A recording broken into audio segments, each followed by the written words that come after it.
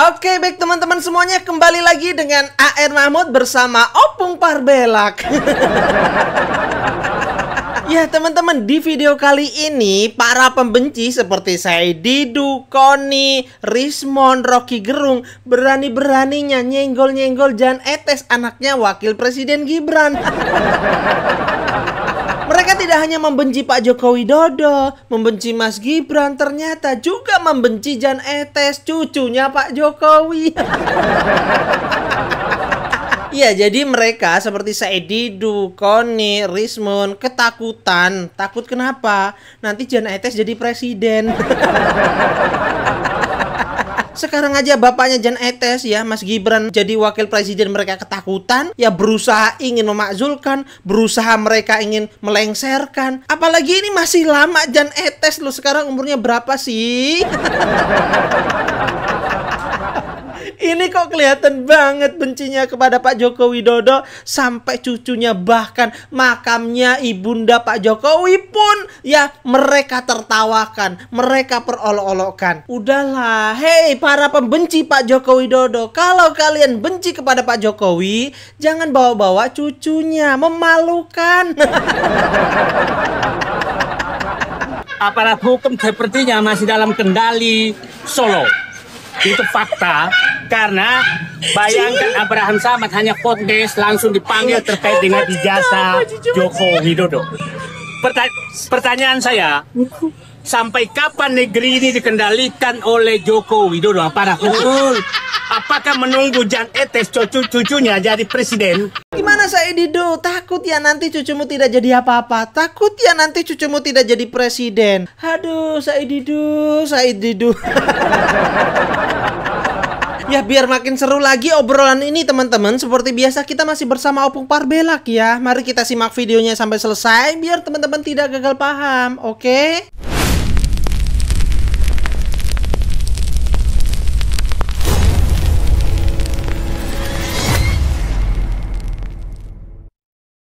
Kalian tahu, ternyata para bukan hanya membenci Bapak Joko Widodo dan juga membenci Gibran, tapi juga membenci Jan Etes. Bahkan beberapa orang daripada mereka, biar tahu kalian, ketakutan kalau Jan Etes jadi presiden. Ada Koni, Said Didu. Sampai si Rismon pun juga memprediksi Jan Etes bakalan jadi presiden.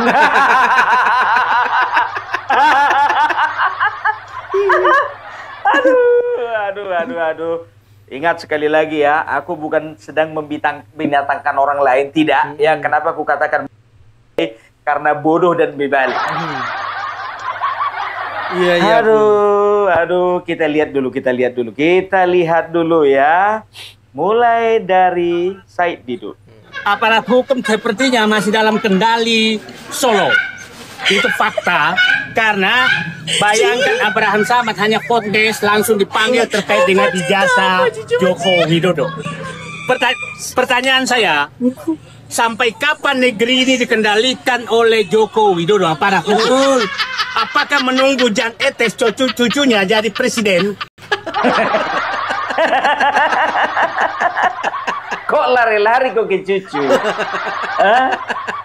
Di mana-mana anak-anak kecil yang berantem bawa-bawa bapak. Iya. Contohnya si Budi sama si Amin kelahi, ya kan? Itu bawa-bawa bapak, manggil-manggil bapak, kan begitu. Awas lu ya, gua panggil bapak gua lu ya. Emang lu aja yang punya bapak, gua juga punya bapak, kan begitu. Ini kalian yang bertengkar, kalian yang berkelahi, kenapa nyampe ke cucu?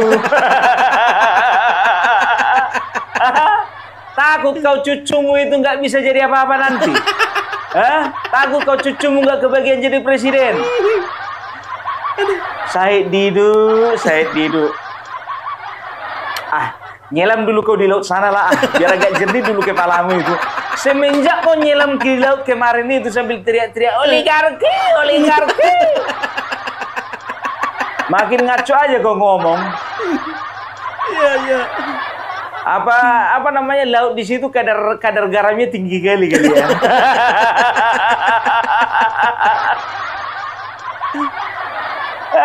Apain sih nyampe-nyampe ke si Jan Etes gitu loh. Kalau kalian berkelahi, kalian bertengkar, kalian bermasalah, udah kalian sama kalian, gak usah nyampe-nyampe ke cucu lah. Iya. Bener, Itu Pak. masih dari Gibran. Belum lagi nanti nyampe lagi kalau misalnya si Kaisang punya anak, 3 anaknya nyampe ke anak si Kaisang semuanya itu.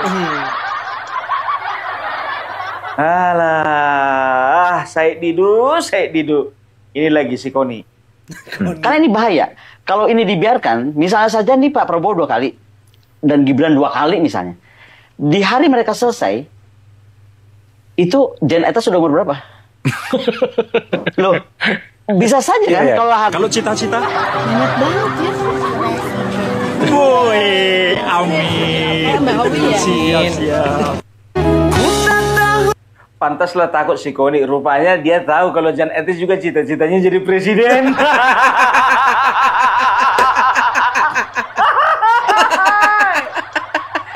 Dia takut ya, karena menurut dia yang cocok jadi presiden itu satu-satunya adalah ibu bangsa. Hanya dari partai ibu bangsa. Siapa itu ya bagi dia ibu Megawati. bangsa cuma Megawati. Iya. Tolonglah kalian itu berpikir agak logis dulu. Nggak usah terlalu jauh kalian memikirkan 50 tahun ke depan. Nggak usah. Oke, katakanlah 35 tahun ke depan. Nggak usah. Nggak usah. Tolong kalian berpikir jernih dulu. Ya, makanya sama aja kok sama Said Didu rupanya.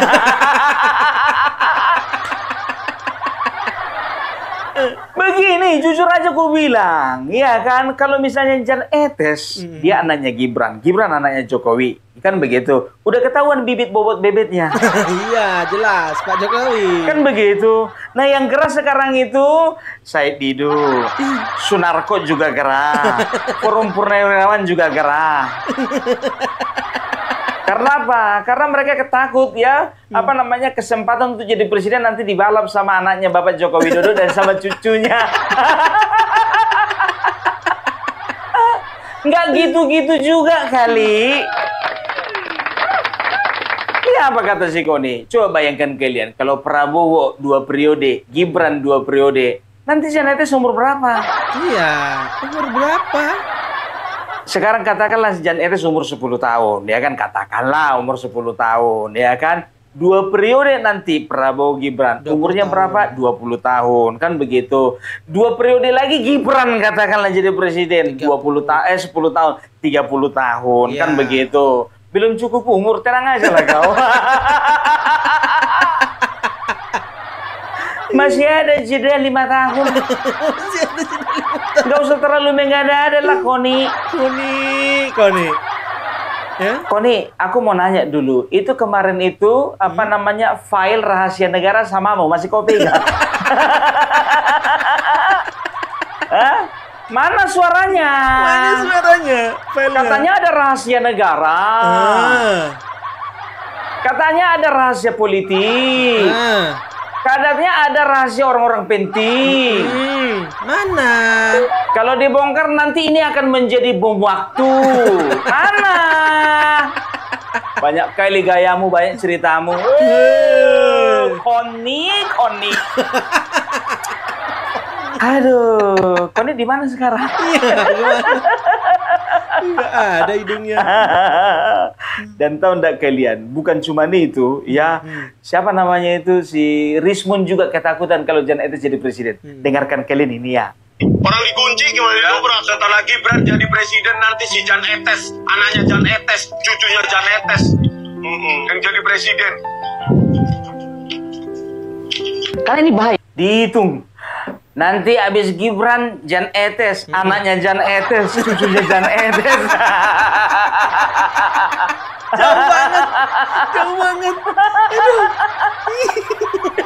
Wah, nyampe ke situ hitung-hitunganmu ya. Cemana lah mau dibilang ya kan? Iya. Mau dibilang Rosario anaknya mau jadi presiden, bukannya ada anaknya. Nggak ada. Dari mana kau tahu, Bung? Udah ada netizen yang membongkar-bongkar. Aku sebetulnya nggak terlalu selera aku membahas masalah rumah tangga orang. Ya kan? Tapi ternyata aku baru ini tahu, biar tahu kalian. Kukira ini ada anaknya, betul. Ternyata nggak punya ya. Aku berpikir selama ini si Rosario nih Roy Suryo, apa nggak malu anak-anakmu punya bapak kayak kau? Pikirku begitu. Iya. Rupanya ada yang membongkar kemarin biar tahu kalian ya, bahwasanya Roy Suryo itu gak punya anak. Dan dia juga kalau nggak salah, aku tonton itu, ya dia mengakui bahwasanya dia selama 20 tahun gak punya anak.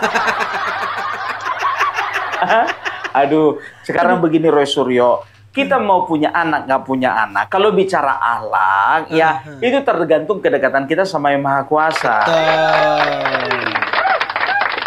Banyak kok yang nggak punya anak tapi akhlaknya terpuji. Banyak. Banyak juga orang yang punya anak tapi akhlaknya nggak terpuji, tergantung orangnya. Jaga akhlakmu, Roh. Ini si Rismon waktu ditolak kedatangannya ya ke kantor kementerian kalau nggak salah itu ya kan. Aduh. Mau sampai kapan nanti? Sampai Jan Etes jadi presiden, anaknya Jan Etes jadi presiden, cucunya Jan Etes jadi presiden. Sentimen kali kok sama anak-anak. Kemalu anak-anak dilawan ini. Lapet. Anak-anak dilawan. Sekarang begini, yang namanya kontestasi, yang namanya persaingan, ya, yang namanya kompetisi itu terbuka lebar bagi siapapun. Kan begitu, makanya didik anakmu biar bisa melawan Jan Etes nanti kalau mau mencalonkan diri. Ya Rismon ya, kau didik anakmu supaya anakmu lebih hebat, lebih baik, lebih terpuji, dan lebih mampu daripada si Jan Etes.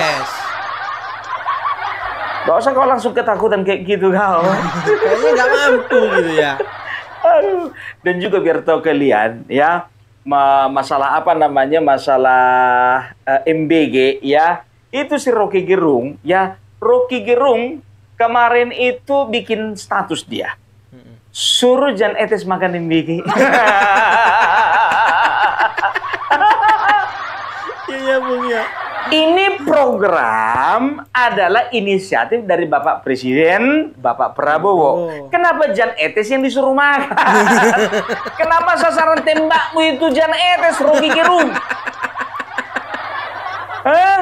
Kalau mau kau bikin sasaran tembakmu itu ke anaknya Bapak Prabowo. Karena apa? Karena Bapak Prabowo belum punya anak. Bilanglah, berani nggak kau? Cobalah Mas Didit makan MBG. Aku nggak ngerti orang ini. Jujur aja aku bilang, kebijakan pemerintah yang mengeluarkan Bapak Prabowo, sasaran tembaknya terus selalu Bapak Gibran. Yang membuat kebijakan Bapak Prabowo, ya kan? Yang mengeksekusi Bapak Prabowo. Ya ketika tidak berkenan di hatinya, yang jadi sasaran tembak Bapak Joko Widodo. Padahal Bapak Joko Widodo udah nggak sudah tidak menjabat lagi. Meleset kau. Meleset. Itu dia, makanya aku bilang, ya kan, otak orang ini memang, aduh, apalagi namanya si Rocky Gerung ini, bukannya bilang apa, ya, protes terus masalah MBG. MBG itu nggak perlu diprotes, tapi MBG itu perlu untuk diperbaiki. Kan begitu. Karena apa? Karena MBG itu sudah menyerap tenaga kerja, ya. Dibuatlah dapur-dapur MBG, ya. Ada kepala dapurnya, ada anggotanya. Coba bayangkan berapa ratus atau berapa ribu dapur MBG, ya, kali berapa orang yang bekerja di sana. Kalau bicara tentang keracunan, kuakui itu adalah kesalahan yang sangat fatal, ya. Tapi kalau masih bisa diperbaiki, kan begitu. Tapi kalau nggak bisa diperbaiki lagi, ya udah diberhentikan saja. Tapi kan sekarang begini, kalau diberhentikan, emangnya itu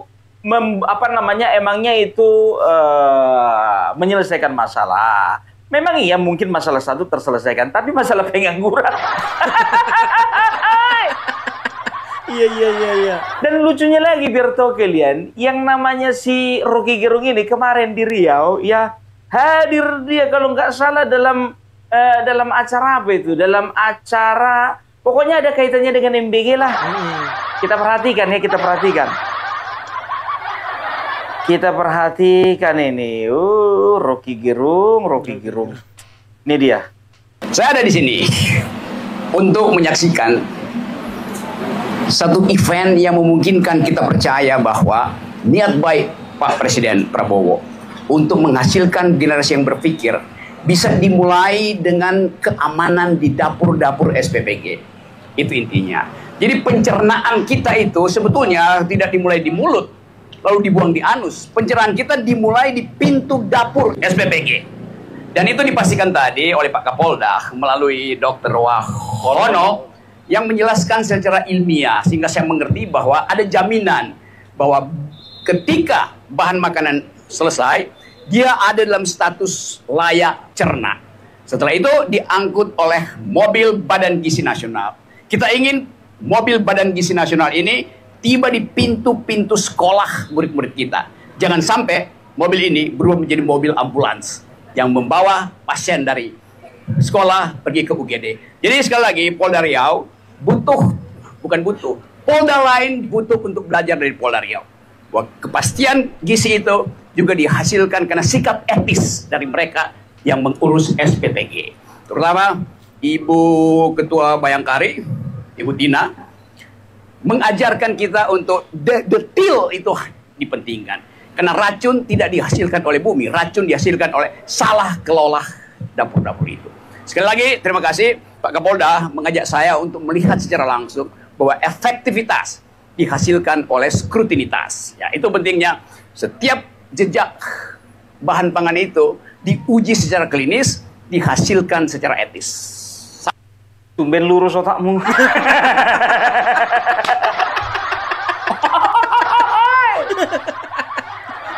Kemarin dia baru bikin status itu. Apa namanya? Janetes suruh makan MBG.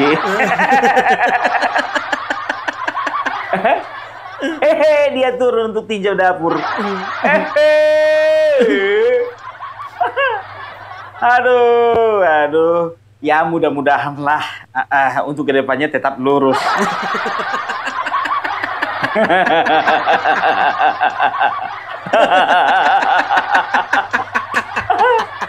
Aduh. Kenapa sih kalian semuanya pada takut sama Janetes? Apa karena ketahuan sekarang tingkat kecerdasannya melebihi Tifa? Mau bukti? Ini buktinya. Kita lihat. Aku punya banyak bukti aku, biar tahu kalian. Lucunya Janetes ketika ngobrol dengan wasit legend dunia.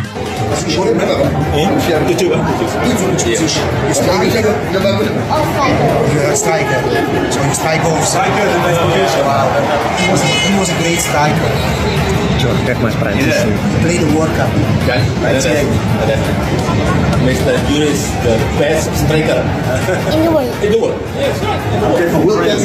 World champion, yes. 19. France. We beat Brazil 3-0 on the final. How about 5-0? No. 3-0. We respect Brazil. 5-0 no respect. Juara dunia Prancis, Mas. And I play for Inter Milan. Yeah. So you are the best striker. At my time I was for us to test our undang-undang. Please help us to protect my country for attacking the truth.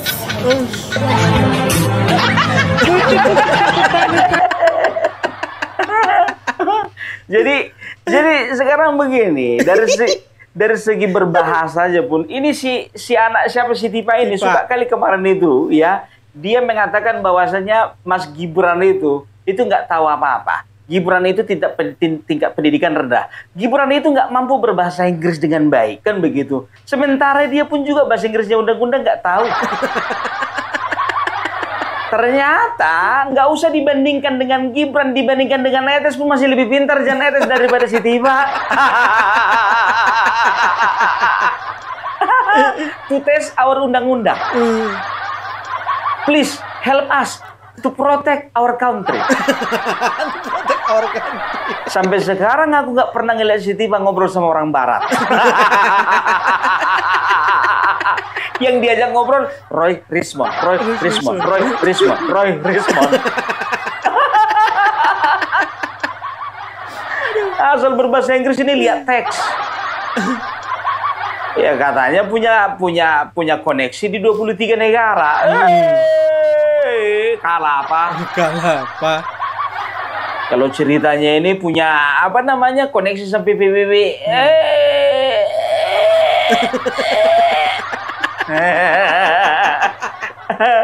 Tapi itulah para pembenci ini. Jujur aja lo ku bilang ya. Apa namanya Jan Etes sampai sekarang ya itu nggak akan pernah main-main ke kuburan. Gak akan pernah, karena nalarnya berpikir bahwasanya kuburan itu tempat untuk berziarah, bukan untuk meneliti. Jan Etes ngerti tempat untuk meneliti itu di laboratorium, bukan di kuburan. Jadi dari sini saja pun juga kita bisa melihat bahwasanya Jan Etes itu lebih pintar, lebih cerdas ya daripada Refli Harun, Roy Suryo dan juga Tipa. Karena apa? Karena Jan Etes tahu tempat untuk meneliti itu di laboratorium, bukan di kuburan. Dan mereka pergi meneliti di kuburan. Sengklek. Sengklek. Aduh, ya jujur aja lah aku bilang, aku mengharapkan aku punya anak sebetulnya secerdas Jan Etes ini. Ya kan? Caranya bagaimana? Ya harus banyak uang bapaknya kan gitu. Karena apa? Jujur aja aku bilang sama kalian ya, aku terlahir dari keluarga miskin, istriku juga terlahir dari keluarga miskin. Jadi bisa dikatakan ya, untuk bersekolah, untuk melanjutkan studi itu memang betul-betul kerja keras. Bukan cuma kerja keras, kerja paksa. Membiayai diri sendiri. Jadi biar tahu kalian ini sedikit lah dulu ya, sedikit ya. Jadi aku dari SD, SMP, SMA itu ranking 1 terus. Ranking 1 terus biar tahu kalian ya kan. Tiba pas mau kuliah, tahu kalian apa dia bilang mamaku, gak ada uang mama untuk ngeliahkan kau kan.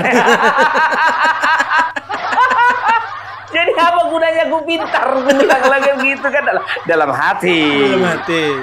Dalam hati. Ya udah, ya kan. Akhirnya sebagai anak yang apa namanya, anak yang tidak mau menyakiti hati orang tua, ya akhirnya Opung Parbel lagi itu memutuskan ya untuk kerja dulu baru nanti kuliah. Akhirnya pada saat tamat dari sekolah, ya kan, cita-citaku paling tinggi itu kerja di perusahaan. Gak terpikir jadi presiden. Nah, karena aku mengerti ya sakitnya anak dipaksa untuk pintar tapi nggak ada uang orang tua untuk melanjutkan pendidikan. Aku nggak mau lagi maksa-maksa anakku kau harus jadi ranking 1, nggak mau. Yang kulakukan adalah aku maksimalkan diriku supaya anakku bisa menjadi lebih daripada aku. Keren Bung, keren itu. Tapi ini ku tengok Rismond Tipa Roy Suryo, Rismond Tipa Roy Suryo. Nggak ada kerjaan orang ini, meneliti aja tiap hari. Selain meneliti, visit ke Polda, visit ke kantor kementerian, visit ke rumah Pak Kasmujo. Meneliti, visitasi, meneliti, visitasi, meneliti, visitasi. Kapan cari uangnya?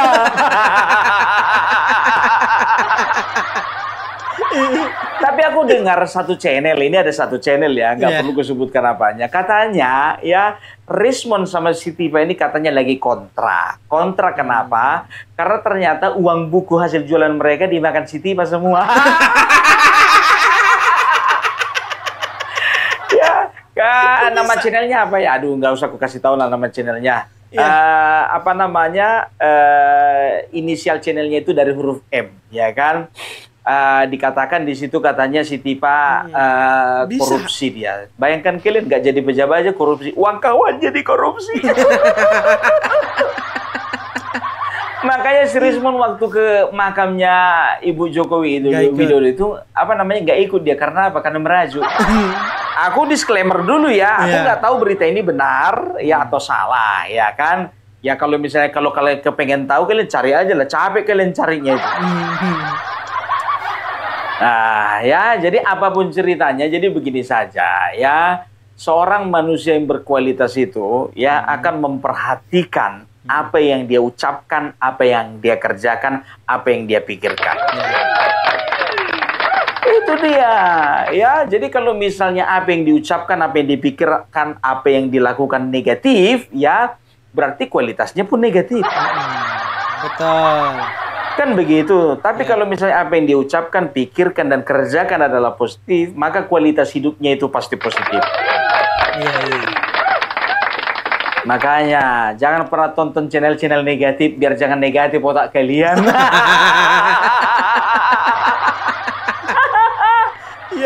Yang positif-positif aja tonton. Oke, itu dulu dari Rumpung Parbelang. Salam NKRI, NKRI harga mati.